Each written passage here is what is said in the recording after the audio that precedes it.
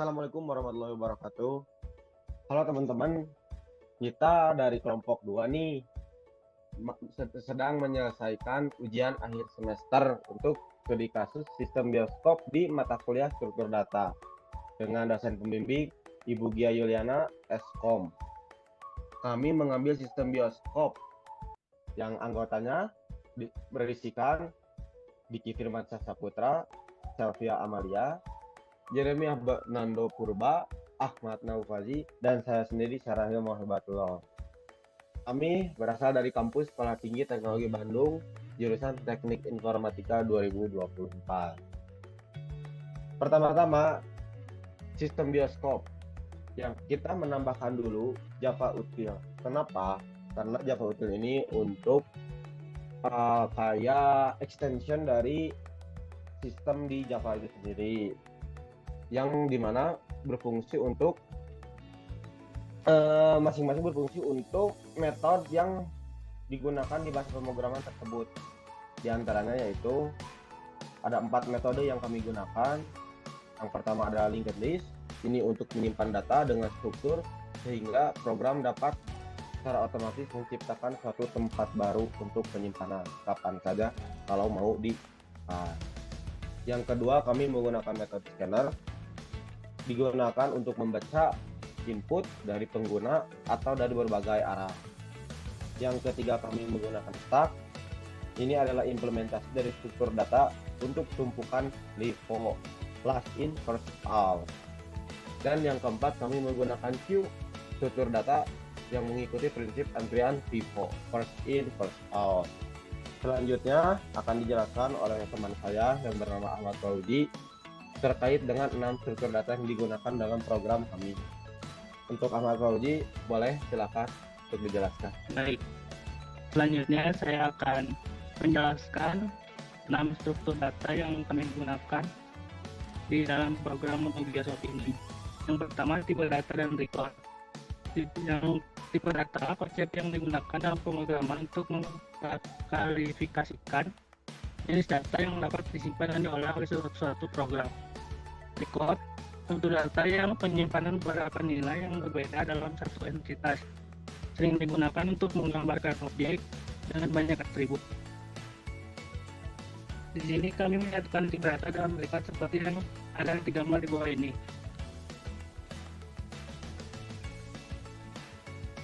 Nah, ini.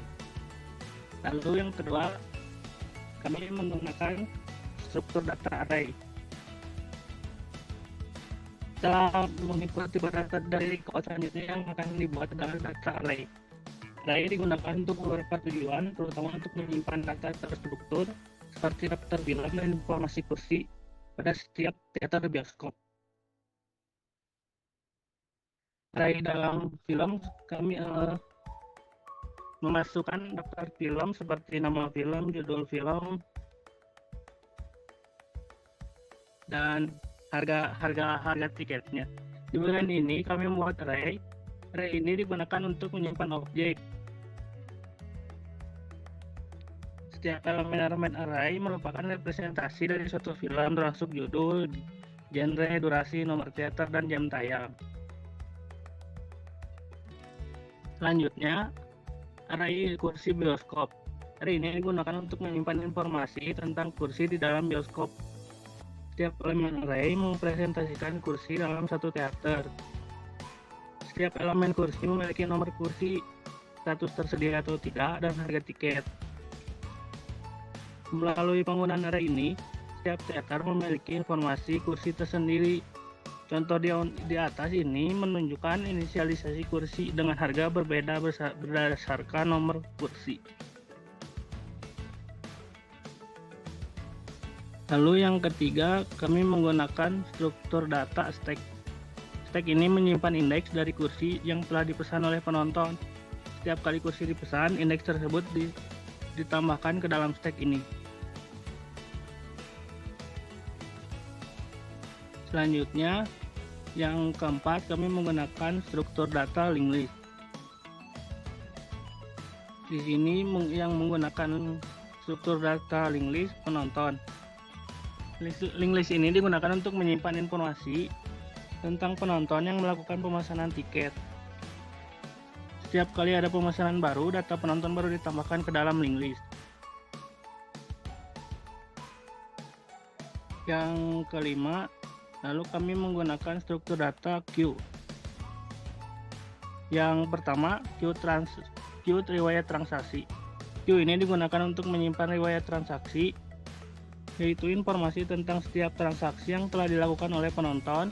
Setiap kali ada transaksi baru, objek transaksi ditambahkan ke dalam antrian.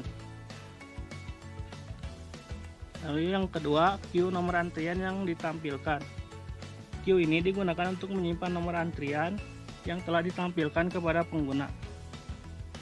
Ini membantu dalam menghindari penampilan ulang nomor antrian yang sama. Lalu yang terakhir, yang keenam, kami menggunakan struktur data searching. Fungsi searching kami gunakan untuk mencari detail transaksi berdasarkan nomor antrian. Berikut adalah potongan kode tersebut. Pada bagian ini, sebuah loop for digunakan untuk literasi melalui riwayat transaksi. Kami menggunakan sebuah perulangan untuk mencari nomor antrian di dalam riwayat transaksi dengan pendekatan yang sederhana dan efektif. Dalam konteks ini, bukan fungsi searching yang spesifik, melainkan lebih ke teknik pencairan menggunakan perulangan. Selanjutnya akan dibacakan oleh Jerry. Oke, di sini akan mulai program. Pertama, kami membuat objek scanner untuk mendapatkan input dari pengguna. System.in digunakan untuk mendapatkan input dari sistem, serta menggunakan fungsi boolean untuk menginisialisasikan program berjalan menjadi true. Kedua, menginisialisasikan nomor antrian dari pengguna atau user. Pada awal program bertujuan untuk menginisialisasi variabel nomor antrian dengan nilai awal 1. Variabel ini digunakan untuk memberikan nomor antrian unik kepada setiap transaksi pesanan tiket bioskop. Setiap kali ada pesanan baru, nilai nomor antrian akan diinkrementasi sehingga setiap transaksi memiliki nomor antrian yang berbeda. Tiga, sini ada looping. Adalah sebuah struktur pengulangan yang akan terus berjalan selama kondisi yang diberikan. Bernilai true untuk menampilkan menu bioskop kepada pengguna. Sedangkan yang keempat ada pilihan dengan scanner .next. Menggunakan objek scanner untuk membaca input pengguna sebagai bilangan bulat dan menyimpannya dalam variabel pilihan. Pilihan ini akan digunakan untuk menentukan tindakan selanjutnya. Ya, di sini ada menu pertama, implementasi dari opsi menu 1 pada program. Opsi menu 1 digunakan untuk menampilkan daftar film beserta jam tayangnya kepada pengguna. Sedangkan menu kedua ada implementasi dari opsi 2 yang berfungsi untuk melakukan pemesanan tiket. Menampilkan nomor antrian. Program menampilkan informasi nomor antrian untuk transaksi tersebut. Yang ketiga, input nomor film yang diingin tonton. Pengguna akan diminta untuk memasukkan nomor film yang ingin ditonton. Kemudian indeks film dikurangi 1 karena input pengguna dimulai dari 1, sedangkan indeks array dimulai dari 0. 4. Menampilkan jam tayang film yang dipilih. Program akan menampilkan jam tayang untuk film yang dipilih oleh pengguna. Yang kelima, input jam tayang yang diinginkan. Jika film memiliki lebih dari 1 jam tayang, pengguna diminta untuk memilih jam tayang yang diinginkan. Yang 6, input jumlah tiket yang ingin dibeli. Pengguna juga akan diminta untuk memasukkan jumlah tiket yang ingin dibeli. 7, ada input data penonton dan pilihan kursi. Program melakukan iterasi sebanyak dibeli. Setelahnya, pengguna atau user akan diminta untuk memasukkan data penonton seperti contoh nama atau nomor HP, dan setelahnya akan disimpan ke dalam data penonton. 8, akan menampilkan kursi yang tersedia. Program akan menampilkan daftar kursi yang tersedia untuk film yang dipilih, beserta harga tiketnya yang dimasukkan ke dalam perulangan. Nah, di sini juga akan ada pemilihan nomor kursi oleh pengguna. Pengguna atau user akan diminta untuk memasukkan nomor kursi yang ingin dipesan, serta program juga akan memeriksa apakah nomor kursi valid dan tersedia dengan menggunakan boolean dan memakai perulangan while. Jika ya, kursi tersebut akan ditandai sebagai tidak tersedia. Informasi kursi yang dipilih, ada nomor kursi atau status, disimpan dalam array kursi dipilih. Pengguna start untuk mencatat indeks kursi yang dipesan. Selanjutnya akan dilanjutkan oleh teman saya, Selvia. Terima kasih. Nah, dilanjut ketika semuanya udah beres, kita bakal disuruh buat milih jenis transaksi. Transaksinya itu ada cash dan non-cash. Jenis transaksi yang dipilih, misalnya cash pakai variabel yang diisi cash, atau kita bisa isi dengan angka 1. Dan untuk non-cash itu bisa diisi dengan angka 2. Lanjut. Nah, jika pembayaran non-cash, pengguna diminta metode debit, QRIS, atau credit card bergabung pada metode pembayaran yang dipilih. Program meminta informasi tambahan seperti nomor kartu, PIN, nama pengguna kartu, dan CVV. Nah, lalu setelah semuanya beres, itu bakal ada total harga dari pemesanan tiket yang udah dibikin. Nah, lanjut ada pembuatan objek transaksi dan menyimpan ke riwayat transaksi. Jadi semuanya itu bakal ditampilin tuh si transaksinya yang udah. Jadi kita bakal lihat menampilkan invoice istilahnya. Menampilkan invoice pemesanan tiket. Invoice pemesanan tiket ditampilkan hanya jika nomor antrian belum pernah ditampilkan sebelumnya. Informasi seperti ini, seperti nomor antrian, nama penonton, teater, judul film, jam tayang, kursi yang dipilih, dan total harga ditampilkan. Dan setelah selesai, maka nomor antrian akan ditambahkan untuk dipersiapkan transaksi selanjutnya. Lalu di sini ada menu ketiga. Lalu di sini ada menu ketiga yang akan dijelaskan oleh Diki. Nah, untuk menu ketiganya, kita akan dicek ketersediaan riwayat transaksi dan kursi yang dipesan dulu. Jadi mengecek apakah riwayat transaksinya ada dan indeks kursi yang dipesannya tidak kosong. Gitu. Yang keduanya akan menampilkan informasi riwayat transaksi. Nah, untuk informasi riwayat transaksi ini hanya secara ringkas saja dari setiap transaksi yang ada. Kayak cuman menampilkan nomor antrian, nama penonton, dan judul film.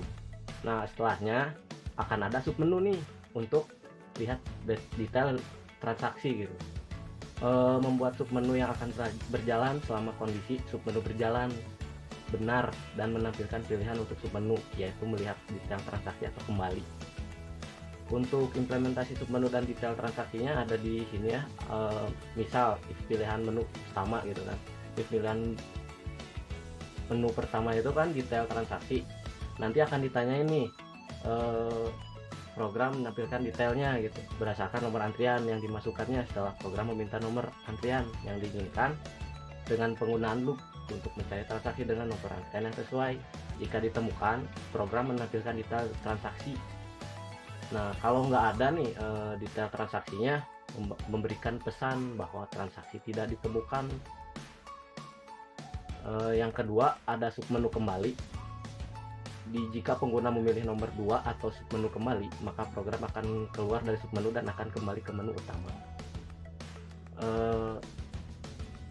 Jika riwayat transaksinya belum ada atau tidak ada, maka yang akan keluar nanti peringatan tidak ada riwayat transaksi dan akan kembali ke menu utama, tidak akan di submenu. Untuk menu keempat bisa dijelaskan oleh saudara Rahil. Baik, terima kasih teman saya Diki.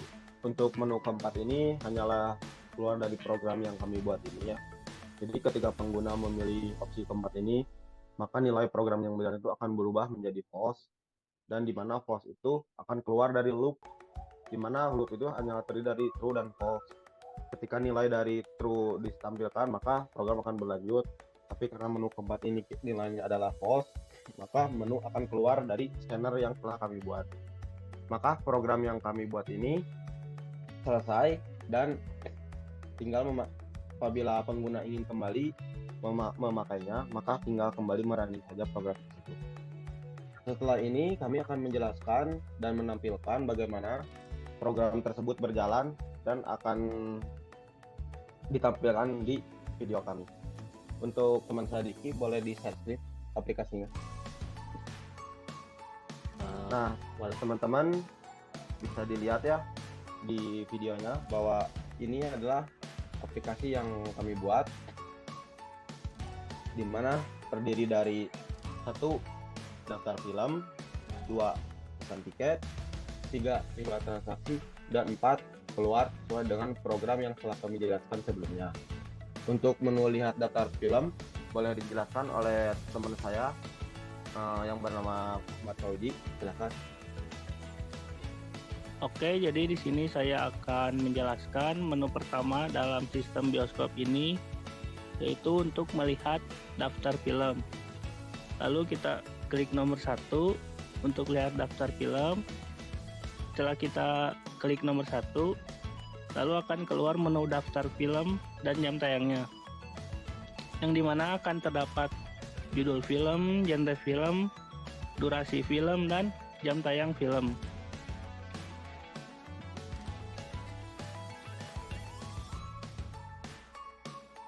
Lalu yang kedua akan dijelaskan oleh Jerry. Oke, jadi di sini kita coba untuk memilih untuk pilihan nomor 2 dalam pesan tiket. Nah, di sini tuh kita akan memilih film yang akan ditonton. Yang di atas tadi sudah ada nomor-nomornya. Contoh kita akan menonton film Siksa Neraka nomor 1 tuh. Sini input 1. Nah, di sini tuh tertera jam-jam tayangnya yang bakal kita pilih. Contohnya kita coba ambil jam tayang nomor 2 jam 17. Nah, lalu kita di sini akan memilih sejumlah tiket yang ingin dibeli. Contohnya kita pesen 1 tiket dulu. 1 tiket. Nah, di sini juga kita akan memasukkan data. Tadi contoh seperti awalnya nama, contoh namanya Tarko lah. Nah, begitu juga masukkan nomor HP. Nah, di sini langsung tertera nih harga-harganya untuk setiap film yang ditonton. Nah, kita tuh terus bisa milih kursi yang akan dipesan.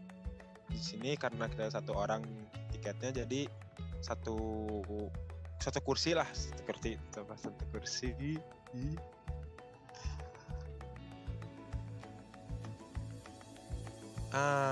sini kita akan lanjut untuk pemilihan transaksi. Kita ambil contoh untuk pemilihan transaksi untuk memakai cash, pembayaran cash. Selesai tuh, langsung keluar invoice-nya, nomor antrian 1, penonton Targol, nomor teater 1, filmnya Siksa Neraka, jam tayang 5, kursi nomor 1 dengan harga $50. Nah, selanjutnya akan dilanjutkan untuk Selvia.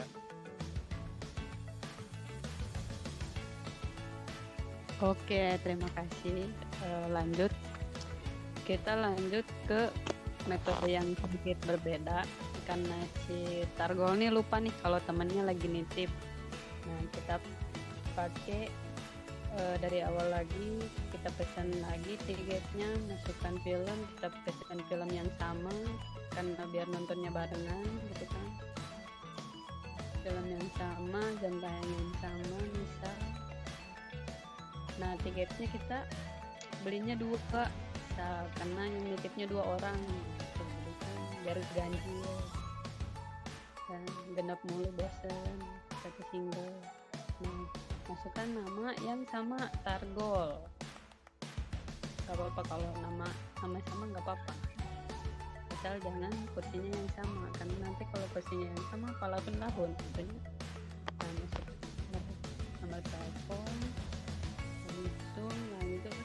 karena di atas nih si Targol udah pesen kursi yang pertama, otomatis di kursi yang tersedia tuh yang pertama nggak ada, kita pesen 2 di tiket yang pertama. Karena kita pesen 2 tiket, otomatis kursinya juga munculnya 2 kali.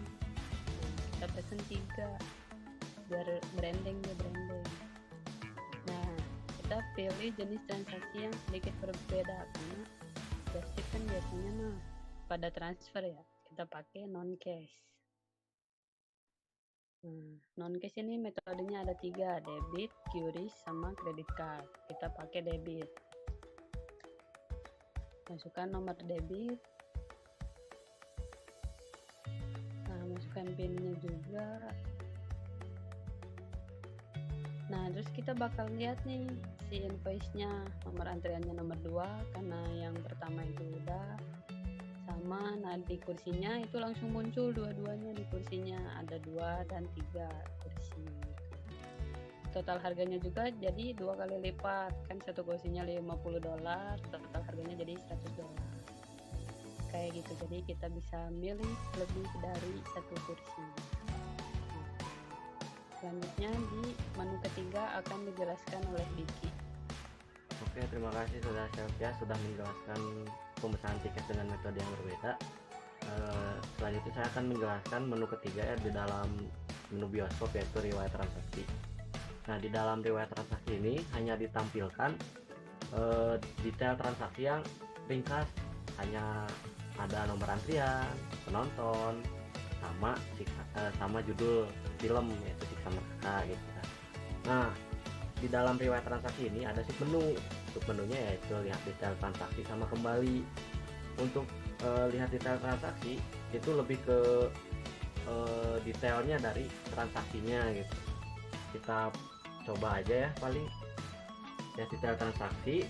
Nanti akan ditanyakan nih setelah menginput nomor 1, kayak ditanya nomor antriannya yang ingin dicari yang mana gitu kan.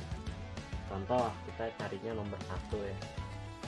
Nah, bakal keluar nih rinciannya, ada nomor antrian, ada nama penonton, ada teater, ada filmnya, jam tayangnya juga, kursi, sama total harga, dan juga jenis transaksi yang dipilih sama si usernya gitu.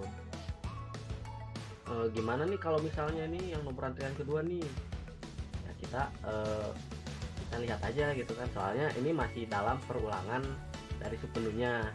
Kita cuman inputkan lagi nomor 1. Nah, masukkan nomor antrian yang ini dicari.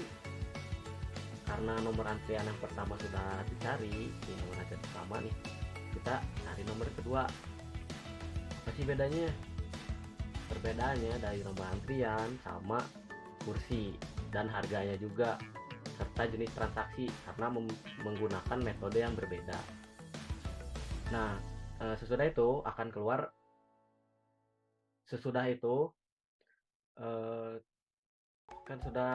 kita sudah selesai melihat detail transaksinya. Nah, kita pengen ke menu utama nih, kembali.